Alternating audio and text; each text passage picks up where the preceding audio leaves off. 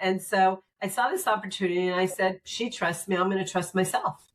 And so I helped her. She got the position she wanted. And then she says to me, I would like you to spread the wealth.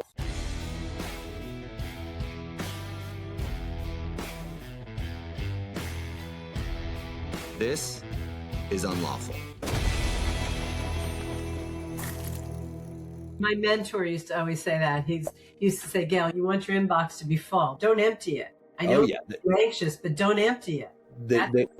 There's only two stresses as a lawyer in my mind. One is not being busy enough, and two is being too busy. And I promise being too busy is way better.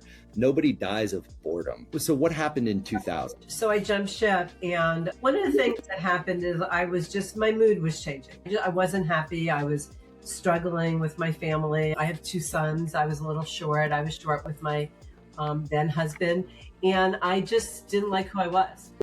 And I remember at some point going to see my evaluation file, which I had never done, and someone suggested I do it.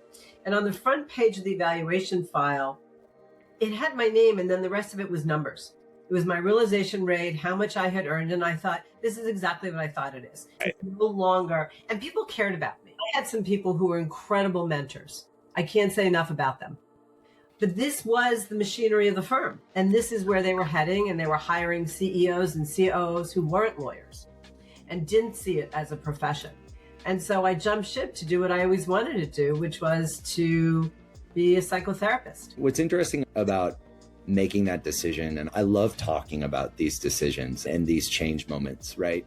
Because one of the things we're dealing with, and I'm sure you're aware of this in the legal profession right now, is this practice where law firms, and they're all participating in it, so I'm not being critical, but law firms are pushing onto law students scheduling and timing. And right now, I think it's 2026. Right now, I think law firms are hiring for the summer of 2027. So they're hiring one else. The grades yet. They don't know what day it is. And they don't know what they want to do and all of that stuff. And I was talking to a group of law students yesterday, and what they're doing, right, is the same thing your law firm was trying to do to you, whether you call it golden handcuffs or just fear or whatever. But law firms are jumping the schedule up, right, so that they can say, hey, you have a job offer now and you may never get another one. I hate it because it's really easy in my position to tell law students, that's not true. But I get it. I'm not being critical of the students either, because I understand they're in law school. They've jumped in this river where everybody wants to go to the same type of firms and get the same jobs, and they're being offered one. And they're being told, hey, you can take this. And not only can you take it for this year, but also next year, right? So we're taking you off the market entirely, or you can take the risk of never getting another job again. That's not right. It's almost never the case. It's interesting because when I started the therapy, I went back to school and I did a master's in clinical social work because I was really interested in the program. I live in Philadelphia and it's here in the suburbs, Bryn Mawr College.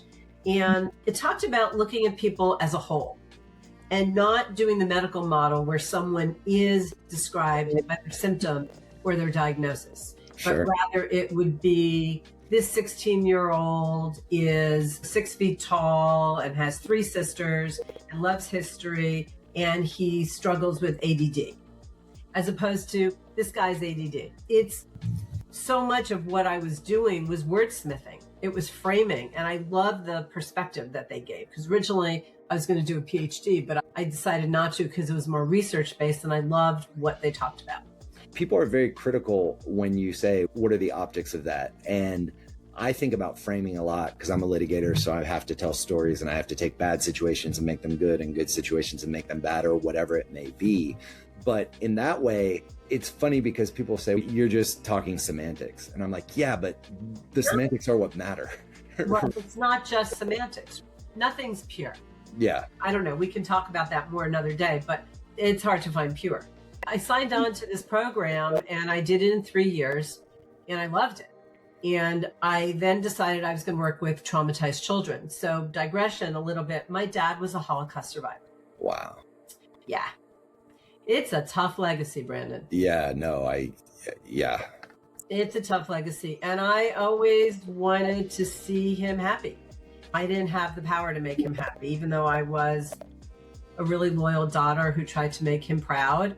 And I think I also wanted to understand the evil that resulted in, which wasn't the first time, it's happening as we speak in the world, right? Sure. And so I took a job when I graduated working with traumatized children.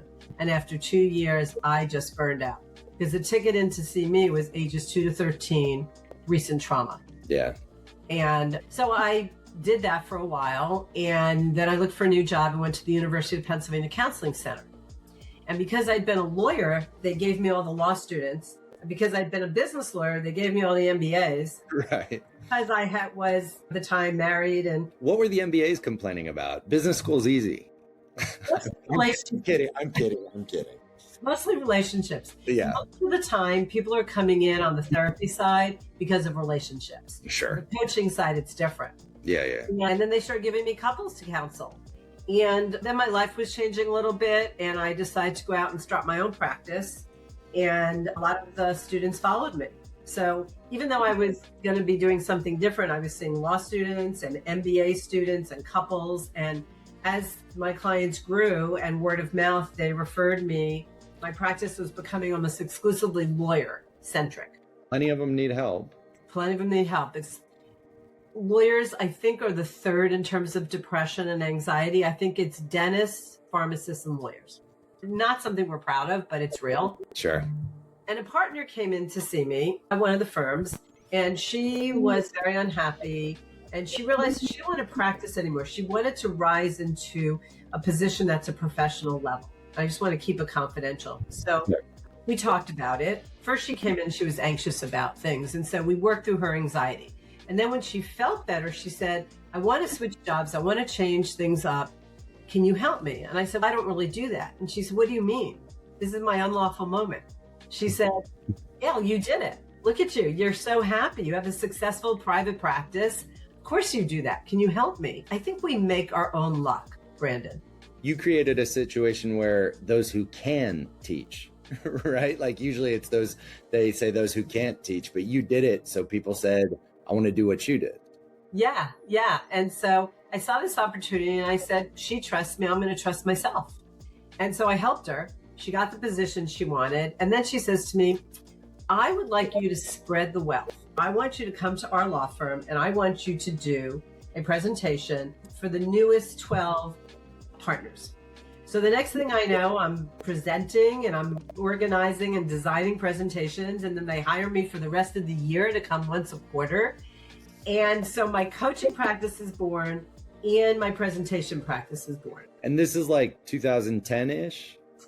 This is, probably around then. Yeah.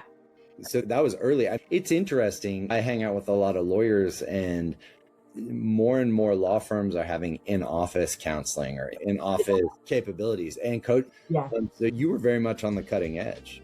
I was. And I thought about getting a coaching degree. And when I looked into it, a lot of the programs were like, we're not sure there's anything we can teach you because you're like an expert in human behavior because of your psychology work. And I just have to be honest with you. What I do is my calling. I don't know how to say it otherwise, Brandon. No, I get it. It's funny. I'm married to a teacher and my wife is very much doing exactly what she should be doing. And it's rare, right? I tell people all the time, some people find their thing and they're right about it. But thank you very much for your time.